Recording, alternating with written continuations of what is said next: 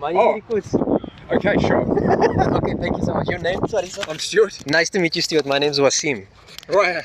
Nice to meet you.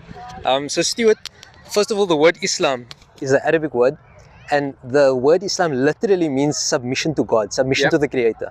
Yeah. And the Muslim is the one that practices that submission. So he is the individual that consciously decides to submit himself to the obedience of the Creator. Yeah. And the religion of Islam didn't start with Muhammad, peace be upon him. We believe Muhammad is the final prophet in the line of prophets. Okay. Yeah. So we believe that Adam, Moses, Zechariah, Jesus, Yeah. Abraham, all of those prophets were Yep. sent by the same God. Okay. Yeah. Okay? And all of these prophets came with the same message, because God didn't change, so the message shouldn't change. Yep. And all of these prophets submitted to this one God.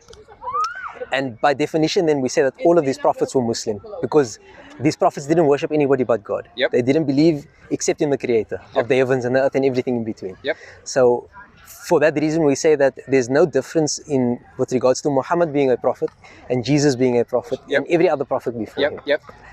The other thing you mentioned, with regards to our most basic definition of in terms of our belief system, we believe that there's no God but Allah. Yep. And He's perfect, He's one, He's not made up of components and arms, He's completely independent. In fact, we've got a summary of God in the Quran, which is the final revelation after the Bible. Yep. And the definition of God that He gives Himself to us is Qul huwallahu ahad. Say that He is God, He is one. Allahu Samad, He is completely independent of His creation. Yeah. He doesn't depend on anything that He creates. In fact, everything that He creates depends on Him. Yeah. Lam yalid wa lam yulad. He doesn't give birth to anything. He's got no offspring. Nor is He the offspring of anything else. His Okay, uniqueness, yeah. وَلَمْ يَكُنْ لَهُ كُفُوًا أَحَدٍ. And there's nothing compared to Him. His perfection is on a level that cannot be compared to creation. Okay. So it seems like there's more in common with Islam and Judaism than with Christianity. Definitely, yeah. Because in Christianity, a lot of them break the line between Jesus being a human being Yeah. and being a and God. being this whole Yeah. And then what's the difference between Sunni and Shiite? Okay, so the Sunni and Shia sect, to break it down very basically, it can get intricate, but to give you a big overall, so the Sunni sect is not really a sect, it's the original branch of Islam. The Yeah. Shia is the breakaway, where there's an extremism, like you said, where they start attributing divinity to Yeah. human beings. Yeah. Right. So that's that shift. Okay. So there's grades and gradients of the Shia. Yeah.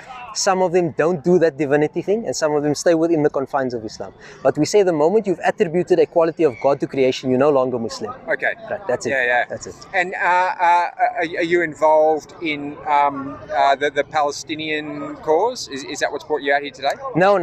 Every Sunday we just come and we find out how we can create awareness about Spreading the word of Allah. spreading the word of truth. Yeah. Yeah.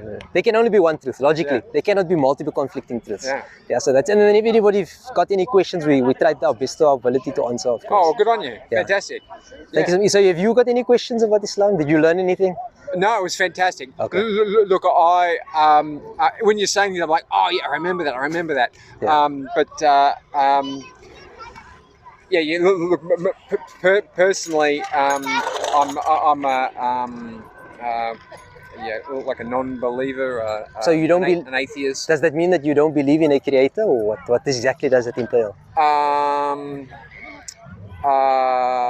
Yeah. Well, I'd say I'm probably more sort of agnostic than Atheist. than an atheist. I'm Okay. saying, look, I haven't seen enough to be convinced that there's a creator. That there's an intelligent creator. But I'm glad that over the last 2,000 years, more 3,000 years, we've had every religion that's been in all different parts of the world. Yes. And its contribution to humanity has been, it's what's made humanity what it is. Yes. And that's amazing. I'm grateful to be here. Okay. At this time. Okay. Did you say your name was Kevin? Stuart. Sorry. Stuart. I'm very bad at names. Ask you a question. Yeah, sure. What would make you believe? One thing that would make you believe that there is a creator. Like, what would need to happen in order for you to? Like you said, you haven't found or been convinced enough. Yeah. So what exactly is it that you're waiting for? I guess there's two sort of parts to it. You know, one is that there's this rational thing. Okay. You know, that wants to see like a body of evidence and Yes. you know, that scientific principles approach. But then the other one's a personal thing. It's like, you know, I haven't had that Awakening. yeah, personal sort of connection that makes me realise that there's something more. Okay. And Okay. I continue to marvel at the beauty of, you know, the Creation. planet and humanity, and you know, you travel and you see things Yes. like Cape Town, which is just breathtaking. Oh no! Beautiful. Yeah. So for us, for example, that's a copy of the Quran, right? The first approach that you mentioned was the scientific approach. Yeah. And we are told by God to employ the intellect countless times. For example, the one verse that comes to mind is إِنَّ فِي خَلْقِ السَّمَاوَاتِ وَالْأَرْضِ وَاحْتِلَافِ اللَّيْلِ وَالنَّهَارِ لَآيَاتٍ لِأُولِي الْأَلْبَابِ. So that's the Arabic, the original. Okay. But the translation of it is that indeed within the creations of the heavens and the earth, meaning the celestial bodies, the sun, the moon, the galaxies, the black holes, all of those things, and the earth and all the crusts and the formation or the alternation of the day and night, Yeah. God says there's a sign in that to indicate towards a divine and intelligent being for those who have sound reasoning, for Yep. those who use their intellect. And then in another verse, God says, أَفَلَا يَنْظُرُونَ إِلَى الْإِبِلِ كَيْفَ خُلِقَتْ. Have you not looked towards the camel and how it's been designed, how it's able to traverse through the desert Yeah. without any, you know, reserve yeah, batteries and anything? وَإِلَى الْجِبَالِ كَيْفَ نُصِبَتْ. Or haven't you looked at the mountains and how it's been anchored into the ground? Yeah. وَإِلَى السَّمَاءِ كَيْفَ رُفِعَتْ. And how the sky has been lifted up and raised upon you without any columns even. Yeah. وَإِلَى الْأَرْضِ كَيْفَ سُطِحَتْ. And how the earth has been made flat and habitable for you. Yeah. So, for example, if you look at the cell phone or any of the technology that we've got around us, it would be illogical to even think that you believe that the cell phone made itself or that it just came about randomly. Yeah. Right? But if you look at the complexity of the cell phone compared to the human being, what would you say is more complex? Oh my God, no. Without a question. Yeah, without a question. Yeah. So then if you take the human being and you look at the galaxy and everything that's happening, you look at things like the photosynthesis, you look at things like the fact that the day and night, the distance of the sun and the moon and all of these factors that makes Earth so perfect for the human being. What's more complex? Then the galaxies or The human being or the galaxy? Yeah. I kind of entwine the two personally. Yeah. Look, I think the really sort of compelling argument is that all life is the same. So when they look at the DNA breakup of all life that they've found on Earth, Okay. it's got Fundamental blocks, it's basically. all in common. Large chunks of it's in common. What differentiates people from one another is minuscule. What differentiates species from one another isn't that much bigger. Yes. But you believe there must be something coordinating that difference. And it's all come from one one source. one Genesis. One source. Genesis. Yeah, one source. And that either means you want to share something? that there's been one one Genesis, or life's amazing. Yeah, correct. It can just evolve and adapt and take root everywhere. Yeah. From the bottom of an ocean trench to. Can I ask you one question? Yeah. Before, I know it's getting a bit later. What do you believe is the purpose in life? If you do have a purpose. Look, my is to live an honourable life, and you've got to do three things. You've got to make good use of the talents and the opportunities that you've been given. You need to contribute to society, and you can't take advantage of anyone. So let's say, for example, hypothetically, you achieve that for your goals in life. What happens after that? I think there's nothing left For you. No, I think this is all. This is it. I think when I'm gone, in 100 years, there won't be a descendant of mine that knows my name. Yeah. There'll be someone else living in my house. All my possessions will be destroyed or in the hands of other people who don't even know I existed. Sure. It's just gone. So what can, based on what you said now, what can you tell someone who comes up with a different goal? Let's say, for example, that person says, my goal is to just kill people or take advantage of people. On what moral grounds can you tell that person that's incorrect? You know what I mean? Because it's going to be subjective. Look, I think if you view the world with open eyes, you look to explore and find information, it's just staggeringly spectacular everywhere you look. It doesn't matter whether you pick up textbook or whether you travel or whether you meet people. It's just Sure. spectacular. And I think you have to honour that beauty. You have to. Humanity's amazing. So no, but coming back to my question, let's say we have an individual who says, my goal is to rape 100 babies in life. How would you combat that and say that that's not morally correct? If he believes firmly that that's his goal, his purpose in life. But I think It's a tough one. being born and getting to live, no matter how bad your circumstances, it's still a privilege. And everyone else is having that same privilege. And to take that from someone is just, incredibly selfish. Yeah. It's elevating yourself above someone else in the most sort of personal and gross way. Yeah. And saying that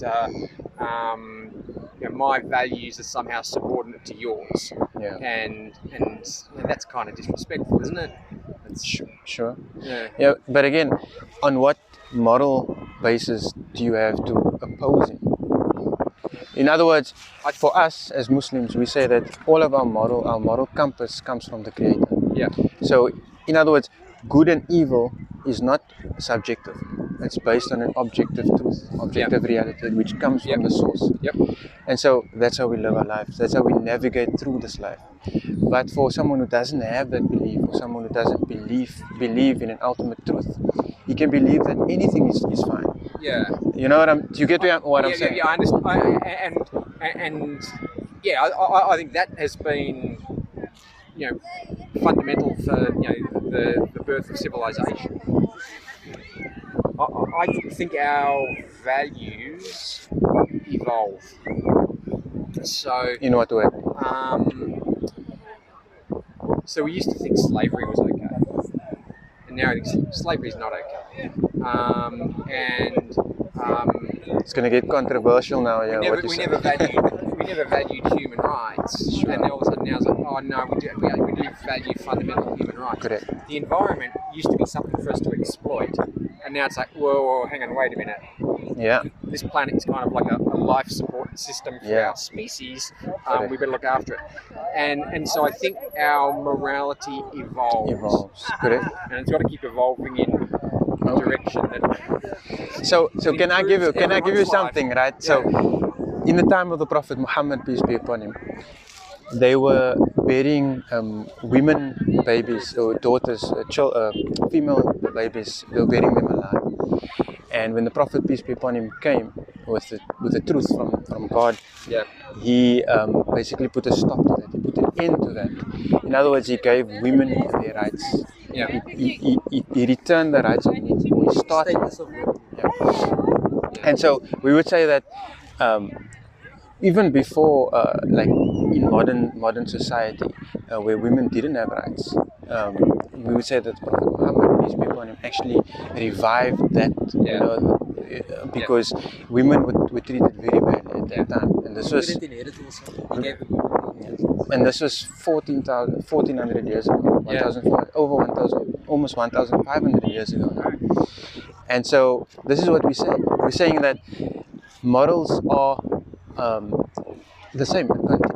It's from the Creator, and we live our life like that. Yeah. Right? So, for example, as a Muslim, I would deny, for example, a lot of things that modern day society agrees with, and I wouldn't back down on that because I believe that that's following the way of God. Yeah. So, for example, if you look in the 1970s, for example, and you might disagree with me, and that's fine. Homosexuality, for example, was seen as not a disease, but as an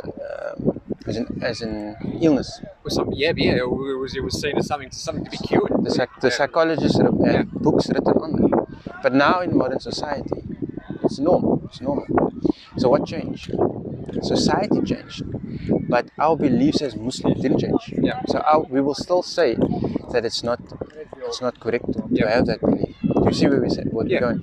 Because if you go on that notion that morals change by society, then in a few years' time, everything will become normalized. Incest will become normalized. You see where we're going with this?